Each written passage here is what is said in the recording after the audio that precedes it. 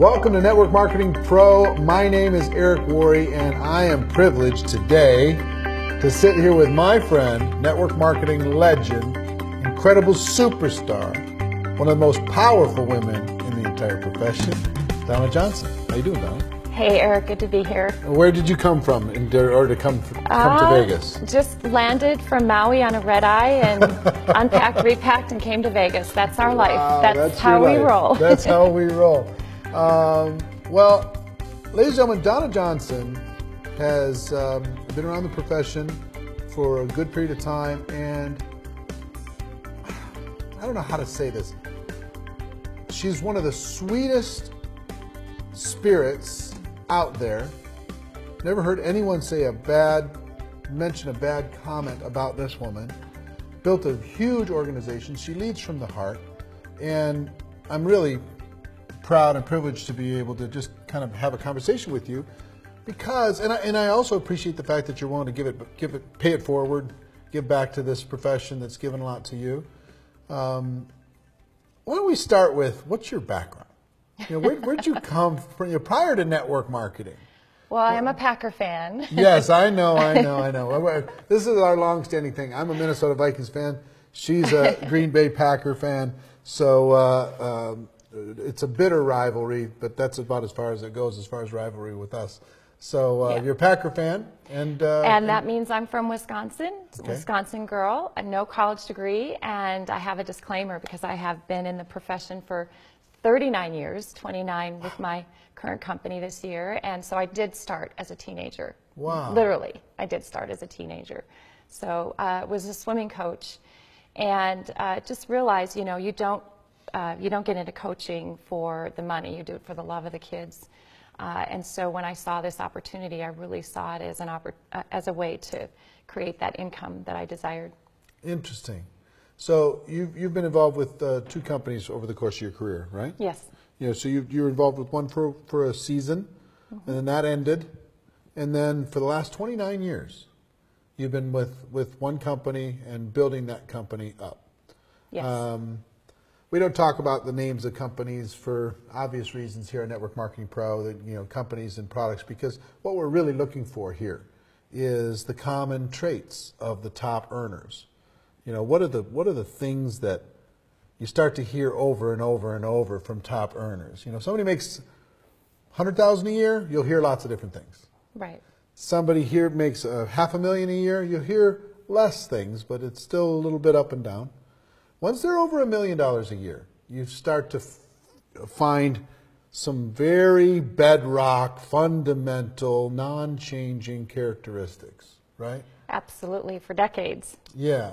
So what do you think defines you when it comes to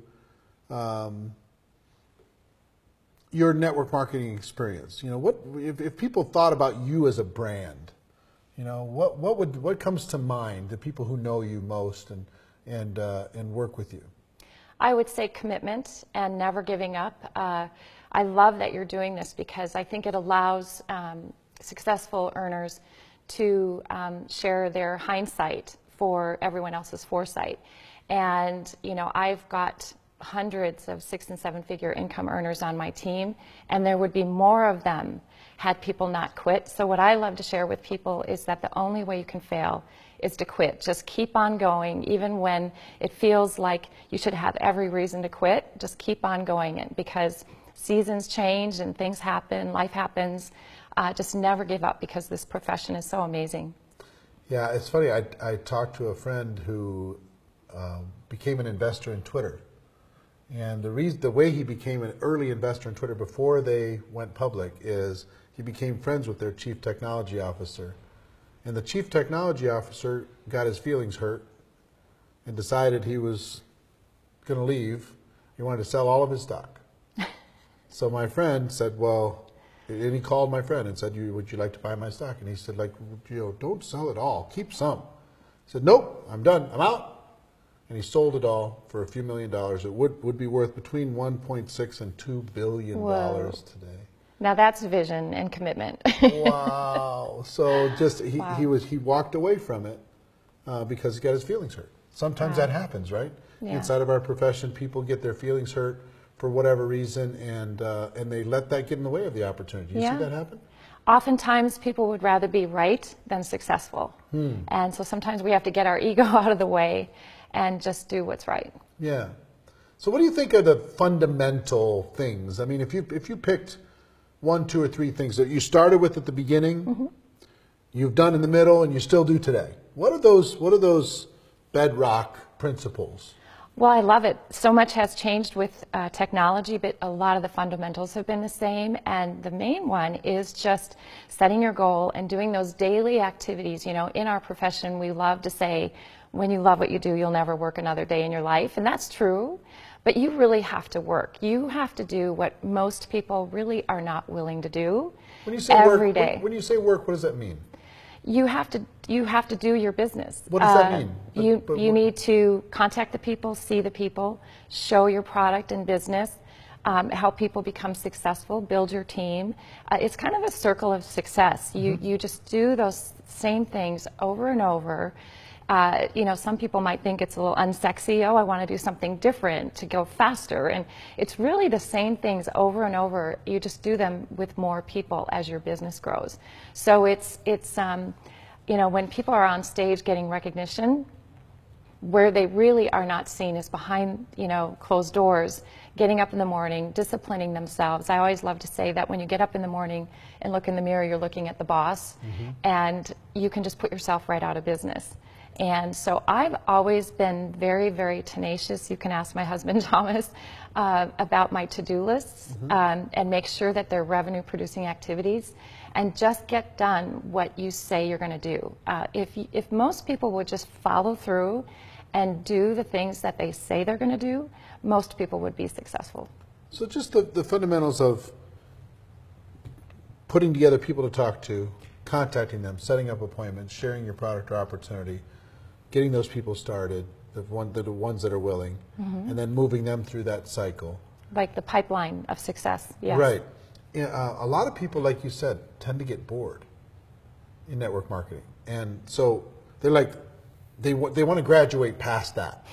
They do that, and then they say, no, now I have a team, so my job is now to make sure the team does that.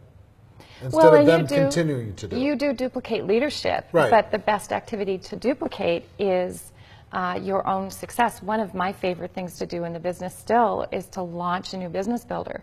And, you know, we live in Sweden part-time, Wisconsin, Arizona, so with technology, it doesn't matter where I am. I can zoom in and just seeing the sparkle in that new person's eye and helping them become successful. I think if you stay in touch with what it means to be that new person, that will always keep your love for the game.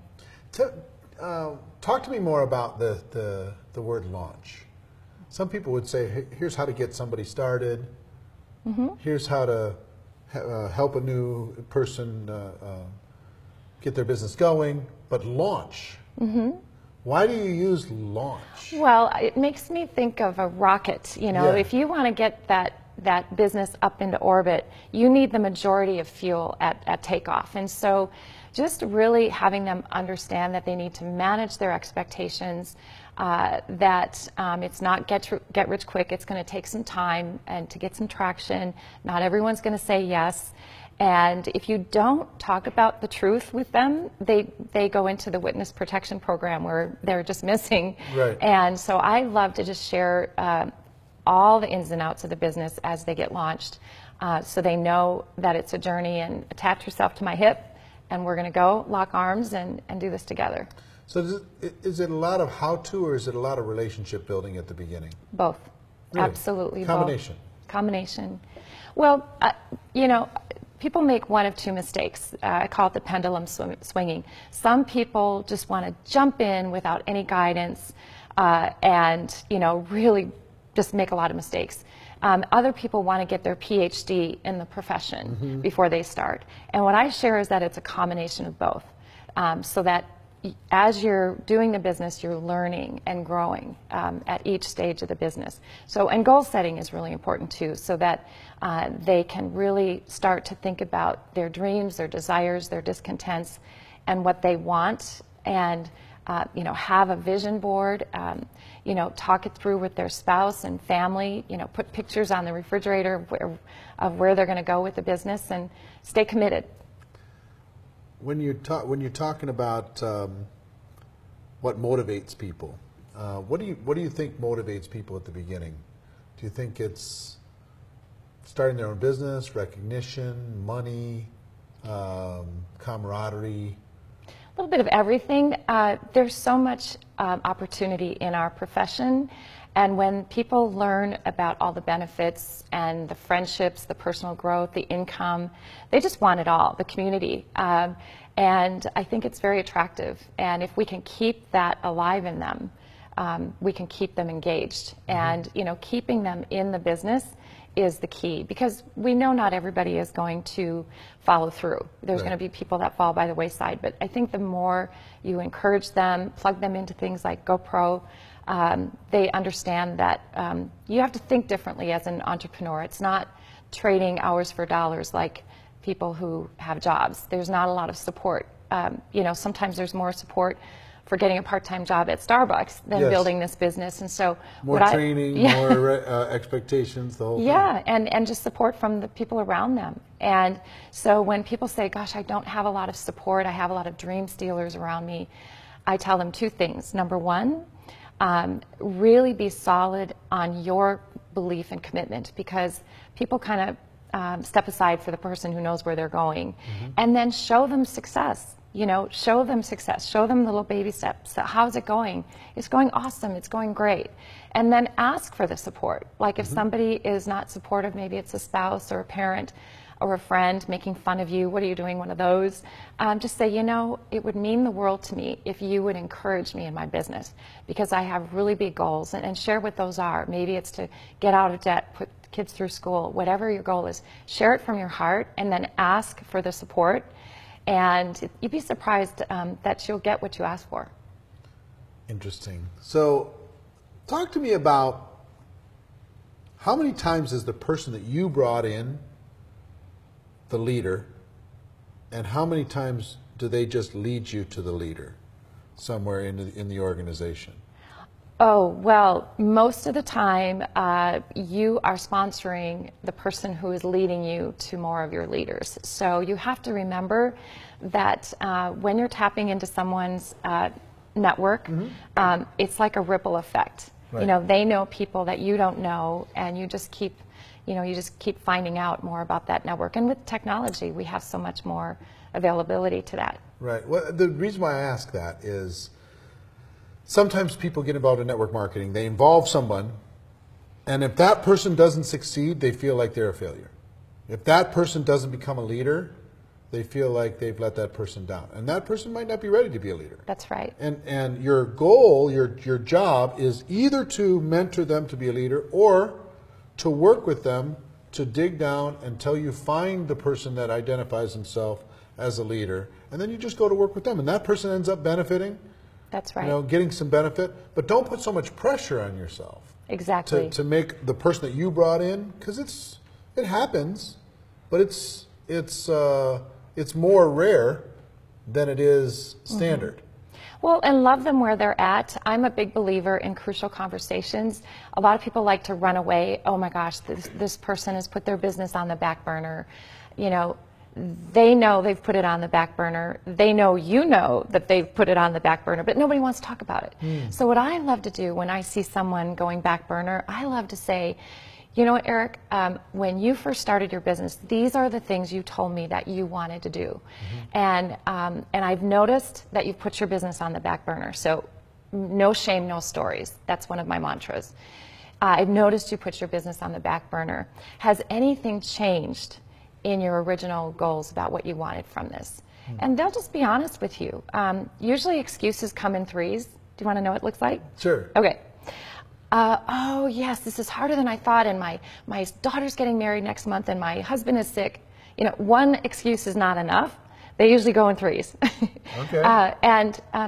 And when they do that, just love them where they're at and just say, you know what, I totally understand. And the beauty of this business is if that's where you want to be, you can be there. And I want you to know if anything changes and those goals start burning again inside of you, will you promise me that you will reach out to me? Because I'm here to help you however you want to be supportive.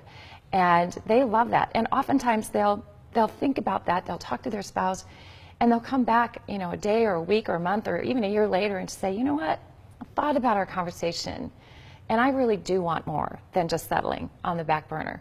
So don't be afraid to have those conversations, especially when you attach it to what they wanted, not what we wanted. You know, they wanted these goals. Has anything changed about that? Right. I think that's really smart. And as far as investing in the relationship. Yes. You're building trust, and through that trust relationship, they have an opportunity to save face and actually come back to you and know that you care without it being so heavy-handed. Some people, you know, like, hey, you know, when did you let go of your dreams, you know, kind of thing. And it's very accusatory. A little shame. A little shame-based, yeah. Right. Guilt-based. You should feel guilty. Your kids are going to be needing this in the future. That kind of stuff.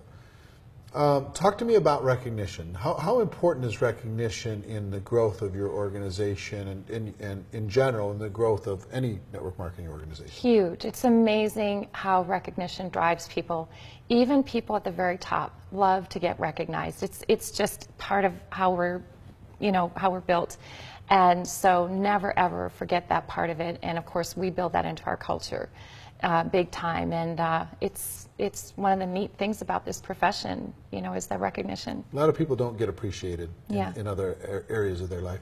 And I heard saying once, and I think it's true, if you have somebody in your organization that says, I don't need recognition, don't forget about recognition, you don't need to recognize me, make sure that you recognize that person. Because they really, really need it, even though they're not going to admit it. Yep. Absolutely. Give me your thoughts on events. There's a common theme with the top leaders when it comes to events and how they use events in order to be able to build belief, grow their leadership, solve problems, deal with issues. How have events helped you over the years? They're part of the piece of success, because events without activity doesn't work and activity without events doesn't work. The two have to go together. And when I see people in activity but not going to events, it creates a lid for their business. So we're excited about the events we're coming to with you, for sure. Sure. Those are like in addition to what your company does. Yes. But inside of your company, you have an annual convention? Yeah, we have team events, and then I have leadership events in my business, in my organization. And then company events as well. So they really work together. So and then the industry go from event to event to event to event to event. And then a portion of those will come to like a GoPro event or Most Powerful Women in Network Marketing event here and there. But you know, for everybody that's watching this, if you ever have to decide between one or the other, go to your company events. Always go to your company events. That's where you're going to get your oxygen. That's where you're going to have your breakthroughs. That's where you're going to build your belief. What the profession events, like what we do, are designed to show you a bigger picture and maybe a little bit more focused, in-depth training from a broader spectrum of people, but it's not meant to replace what your company does. Do you ever do contests and incentives with your team outside of what the company does? We do. We don't overdo promotions because the company has them, and I believe the compensation plan on its own is a great driver. But it's fun just to mix things up once in a while. But I always tell people, make sure that it's money appropriate, you know, that you're doing things that are in line, that match the incentive. Do you teach people to do home parties, or do they do hotel meetings, or do they do coffee shop bit of everything. One-on-one? Is there a dominant thing? One-on-one and group presentations, I would say, dominate, because what our goal is to tell the story about the product and business and find the fit. You know, some people talk about lead with opportunity, lead with the product. I believe in leading with both, because that's when we can explore what is the best fit for them. If they want to earn an income, join our team. If they're not interested in that, but that they just want to use great product, look at our customer opportunities. So we have a really nice defined difference between our customer base and our consultant base. Got it. What do you think makes you different? Why are you so special? I don't think I am, actually. I think the compensation plan, the commission check readout would differ with your conversation. I think you're humble, and I think you're a nice person. But there's a lot of humble, nice people that aren't earning big money. There's something, and I really want to dig into this for real, not just the stuff that sounds fancy from the stage, but for real. What is the difference between you and somebody, if you've had to have thought about it, and somebody who's not fulfilling their potential? What's the difference? I think first that I'm relatable. I think that it's believable and achievable what I present with people, speaking the truth. Hype is not really necessary when our opportunity is amazing on its own. But I think I just have a really strong work ethic. I'm a planner. I have a lot of energy. And so I kind of compartmentalize my life. You know, I think we were talking about one of my posts where someone had said, gosh, you guys go on vacation a lot. And I'm like, well, no, that's actually our life. You know, this is, we're living life. Yeah. And even when we're traveling, we can do our business. And that's what's so cool about this business. And I think that I do a really good job of managing my time and making that time productive. How consistent are you? Very consistent. So, do you think you're more consistent than I'm probably? I would say that I would be a pro. Is that one of the attributes I would that be you're proud in of? the Hall of Fame for consistency. For consistency. Yes. Yeah. So that's what I'm trying to get like at. the Ever-Ready Bunny. That's what I get at. I have people come up to me all the time. You could just retire. Right. Right? You're out there working. Because you're helping people. And I love it. Right. So that's why I'm trying to get beyond just the general stuff. Your work, if you'd be in the Hall of Fame for work ethic, I think that's a common attribute for top earners. So, some people, you know what they've been trained? That the word work equals pain. The word work equals something that you want to get over with. Right. Be done with. Right? Yeah. Versus something you want to explore, something that you want to invest in. Mm-hmm. Right? So it's a change in mindset, right?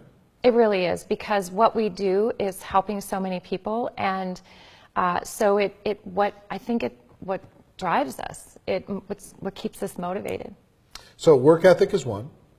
Consistency. You'd be in the top of the top when it comes to consistency. You don't let these spaces grow in between. You make sure you're staying in touch. You make sure you got your connections. You make sure that you're bringing in new people and launching business to show people by example. Even though you could go, sit on the beach for the rest of your life, you're not doing it because you're not driven by the money anymore. You're driven by contribution now, right? Yeah. No, so sure, there might be some competition, right? There's always going to be some competition. Sure. But what I've seen over and over with top earners is two things drive them: growth and contribution. Absolutely. If they're growing, they're happy. Yeah. And if they're contributing, they're happy. And they just want to contribute a little bit more tomorrow than they did today, and that makes them happy. And when they stop growing, even if they have money, and when they stop contributing, even if they have money, they stop being happy. It's true. Have you seen that also? Absolutely. And one of the most fulfilling things for me is to watch, the leaders in my organization follow our culture of giving back. And, we've got 5 orphanages. Nice. One of my leaders is in Guatemala right now for an orphanage that she has funded. And just to see them growing into their greatness is pretty cool, especially when, you had something to do with them coming into the business, or you've been able to watch their growth. It's pretty spectacular. I don't know any other profession where we get to enjoy that. Yeah. Talk about all the other top earners that I talk to. They always talk about one other thing that is a centerpiece for their lives and for their organizations, and that's personal development. Personal development, this idea of you get to make what you are as a person. If you want to make more, you need to become more. And this environment inside of network marketing allows people the space and the encouragement to grow themselves personally. How important is personal development in your life and in your organization's success? Well, it's foundational because it creates a lid on your business when you're not growing personally, and you never arrive. You know, this is 2016. Thomas and I are just ferocious readers and learners, and taking different classes and courses and sharing that, and we love sharing it with our organization as well. So when I see people not growing personally, I watch them kind of slow down in their business. Yeah. Well, here's what I'd like you to do. All this is awesome and amazing. What I'd like you to do is, the audience that's watching or listening right now, these are people who, they want what you have. I want what she's having, right? They might not know how to get there. And I want you to pretend like you have a brand new person that you're launching in a living room. It's just you and that person. No pressure. No, it's just you and that person, just like you've done a million times. Mm-hmm. And you know, they might have had success before, maybe they had failure, maybe they had disappointment, maybe they have got self-doubts, maybe they don't have a great support system around them, maybe they have good support, whatever it is. What would you, I want you to just look in the camera and one-on-one, pretend that camera is the person that's sitting on the other side watching this right now. Yeah. What would you share with them about this journey in network marketing, and what advice would you have for them as they move forward? Okay. Well, I would say that you were attracted to this business for a reason, and really build on that. Just don't stick your toe in the water. And, you know, we hear so often people say, well, if it works, it works. If it doesn't, it doesn't. Just go all in and believe in yourself. What is it that you want from this business? And don't compare yourself to other people, because that's so often what we do. And listen to your upline and be coachable. Just attach yourself and never give up. So have a long-term plan. We call it having binoculars and a magnifying glass. So have long-term vision for where you want to be, and see yourself there, and put pictures around the house and tell people this is where we're going. People just think you're nuts, but you know what? They'll think you're nuts when you're successful and driving the car and giving back. So have that long-range vision, and then have that short-term magnifying glass right in front of you for the task at hand, because what you've got to do is you've got to get in activity. Don't let anyone tell you that there's an easy way around it. You have to get in front of people and do the things. You have to fill your calendar. You have to pick up the phone. You have to do those things that, you know, sometimes we have that little itty-bitty city committee on our shoulders saying, oh, you don't have to do that. But guess what? You do have to do that. So set your goals and be accountable with someone, your upline, a coach, and just never, ever give up. The only way that you can fail is to give up. Well, ladies and gentlemen, I hope you've enjoyed this time. Donna, thank you so much. You could be doing a lot of things right now, but the fact that you came here to be able to spend some time and share some ideas with the people out there, I hope the right person out there got the inspiration that they were supposed to get from this time together. Great. We both enjoy paying it forward. We both enjoy contributing to the profession, and we hope that the right people were watching and they're ready to take their step into greatness. Thank you, Eric, and thank you for what you and Marina are doing as well. We're excited to be a part of it. Well, together we're doing important work. You too. Ladies and gentlemen, our wish for all of you is that you decide to become a network marketing professional, that you decide to go pro, because it is a stone cold fact that we do have a better way. Now let's go tell the world. Everybody have a great day, and we'll see you next time. Take care. Bye-bye.